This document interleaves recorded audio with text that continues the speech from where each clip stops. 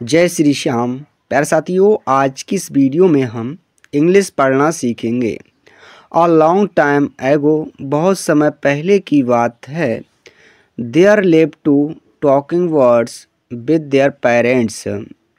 वहाँ पर दो पक्षी आपस में बात करते हुए अपने माता पिता के साथ रहते थे। वन डे का मतलब होता है एक दिन। क्या होता है प्यारे साथियों? एक दिन। वेन देयर पेरेंट्स, वेन का मतलब जब, देयर पेरेंट्स उनके माता पिता। तो एक दिन जब उनके माता पिता वर अवे, चले गए थे। क्या चले गए थे? तो आ ब्लेजर, आ का मतलब एक, ब्लेजर का मतलब होता है गांव वाला। हु का मतलब जो, जनरली साधारणतया। Had an ice on those special word catch. तो वह मुख्य रूप से उस पक्षी को पकड़ने के लिए एक आंख अपनी रखे हुए था।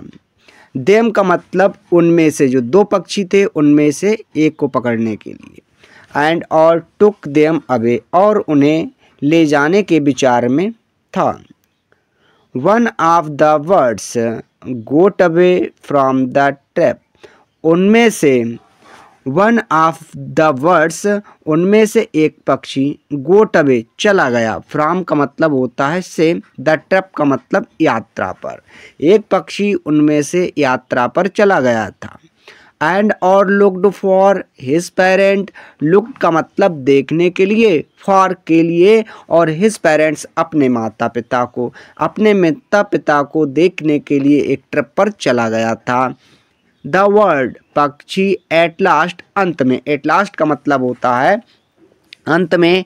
अराइव्ड एट द हर्मिटेज, अंत में वह पक्षी एक आश्रम में पहुंचा। Where it was welcomed, where का मतलब जहाँ पर, इट का मतलब इसका किसका, उस पक्षी का, और वेलकम का मतलब स्वागत हुआ, जहाँ पर उस पक्षी का स्वागत हुआ। एंड हैड सम, एंड का मतलब और, हैड था, सम कुछ, फूड का मतलब भोजन, और उसे कुछ भोजन दिया गया। ही लिव्ड जॉयफुली, ही का मतलब वह लिव्ड रहने लगा, जॉयफुली आनंद के साथ, आनंद के साथ रहने लगा।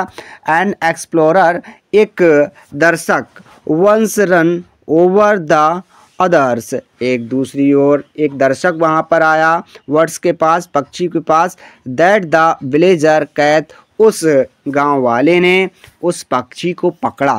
किसको पकड़ा? पक्षी के लिए। He talked very rudely to him, he का मतलब उसने, टॉक्ड बातें की, वेरी बहुत, रूडली का मतलब अभद्रता से, टू हिम उससे, तो उस पक्षी से उस गांव वाले ने बड़ी अभद्रता से बातें की। He was shocked to see a talking bird, वह उस पक्षी को बातें करते हुए देखकर शौक में पड़ गया। किसमें? शौक में, चिंता में पड़ गया। वट, लेकिन, एट द सेम टाइम, लेकिन उसी समय, सेम का मतलब उसी, तो लेकिन उसी समय, was angry with his way of the behaving, उसके लिए क्रोधित आ गया, किसी तरह से उसे गुस्सा आ गया या क्रोध आ गया।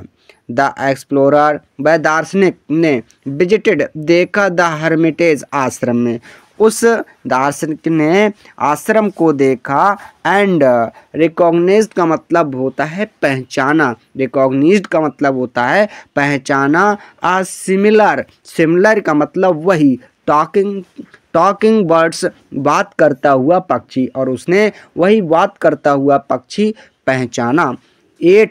एट का मतलब अभी तक। दिस वर्ड, यह पक्षी, टॉकिंग रिस्पेक्टफुली, वह बड़ी विनम्रता पूर्वक बातें किया करता था।